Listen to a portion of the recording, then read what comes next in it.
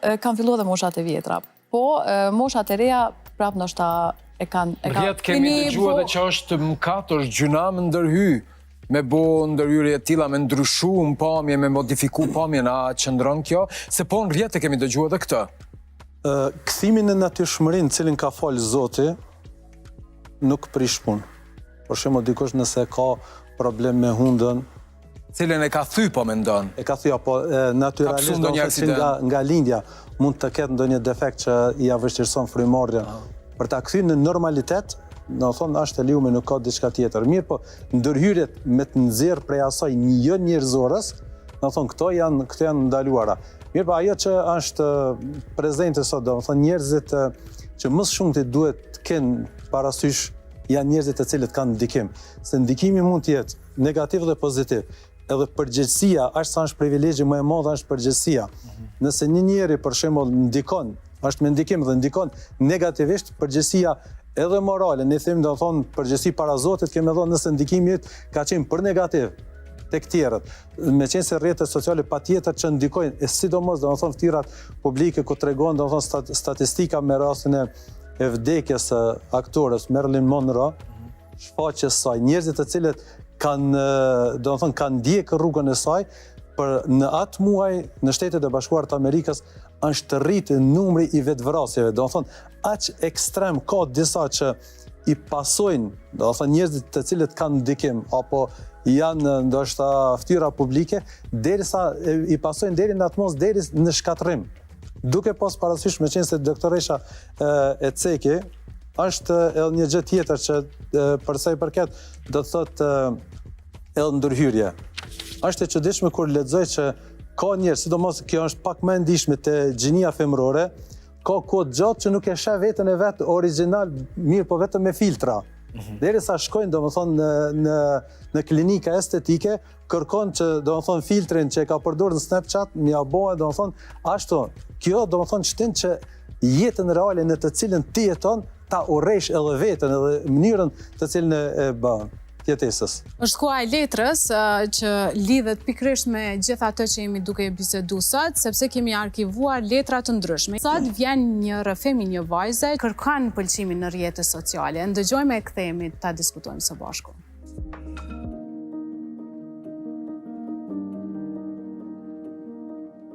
Po ju shkruaj si një vajzë që shumë hica më njohin veç për Instagramit. Kur ma shohin foton, mendojnë se jeta jam është perfekte.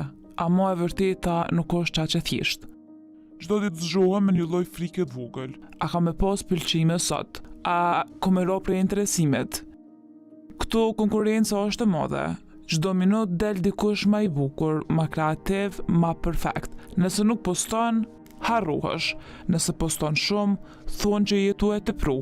S'den kam ja mojt. Mesazhet janë ndryshme. Ka vajza që më shkruajnë, faleminderit që po na inspiron, dhe ato fjalë vërtet më mbushin zemrën, po ka edhe komente që të lënë pa fjalë. Si e mos i përpara, krejt përpara, veç po aktron. Nganjëherë mundohem mos më i lexu, por prap i shoh, edhe po, dham pak.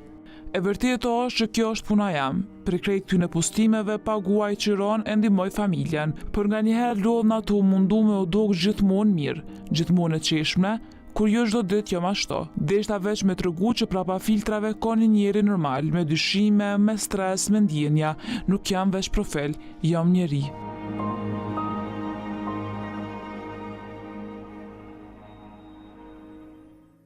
Një letër mjaft interesante dhe që paraqet një realitet shumë të madh për shumicën e influencerëve që i shohim sot në botën virtuale.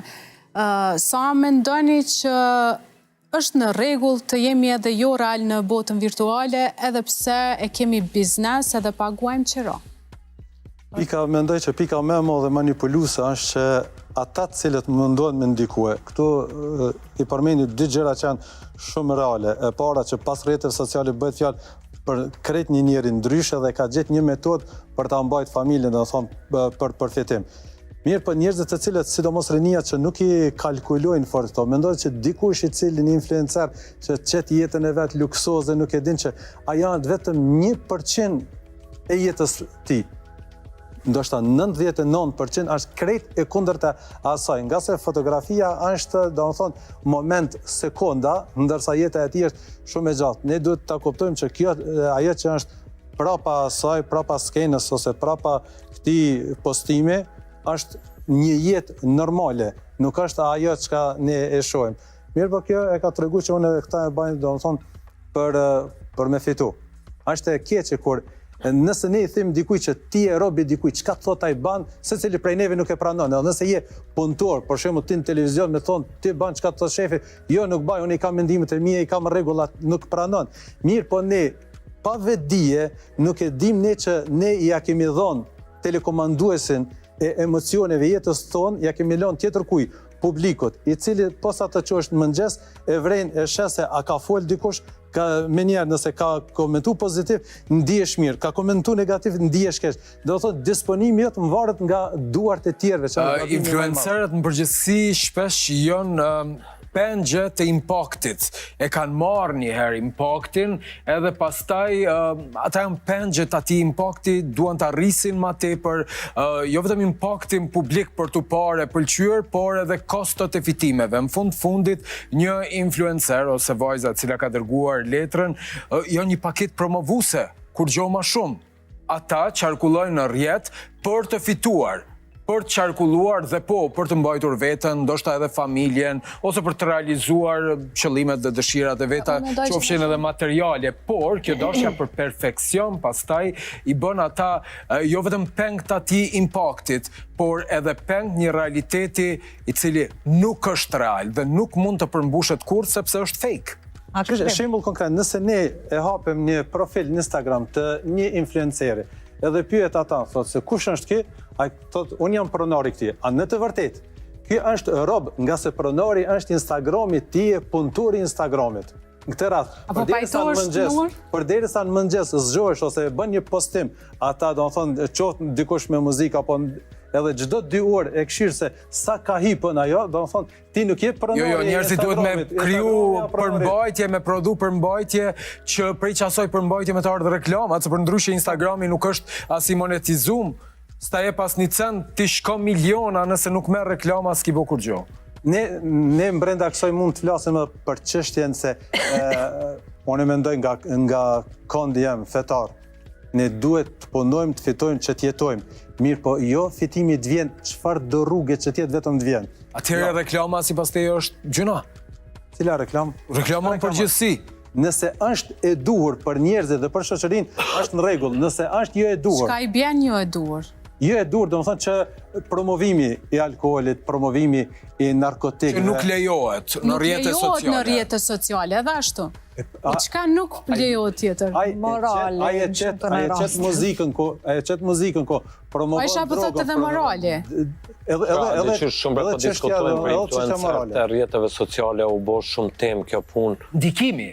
Po s'kan bradhe... Se kanë ndikim. Po mirë bre, kanë ndikim... Sot po fitojnë më shumë se këngëtar ndoshta.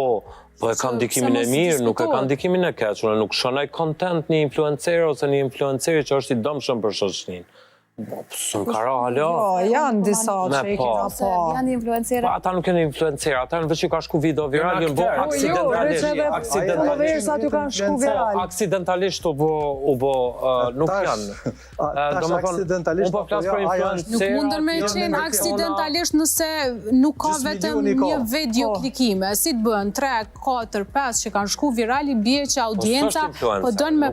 Nuk quhet influencer. Jo, tash s'mundemi mi etiketu askënd, a është influencer apo s'është. Kush e mat këtë çështje në influencerave? Përderisa s'merret një certifikat për influencer. Po dhe po kush e mat?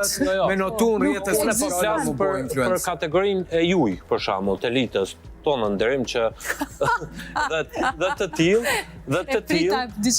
të tillë që jeni domethënë në kategorinë e influencerëve dhe nuk ka dëm shoqënia prej kësaj kategorie. Tash tjerët me budallakina që shkojnë viral me 1 milion, 2 milion, ma ata nuk duam as më marr as me diskutu. Ata budallakina po dhezin më shumë. Po le të dhezin, po s'ka lidhje le të dhezin, po kimi tyne Për shembull, nëse një influencer vjen te Okon edhe thot doktoresha Nora shumë e mirë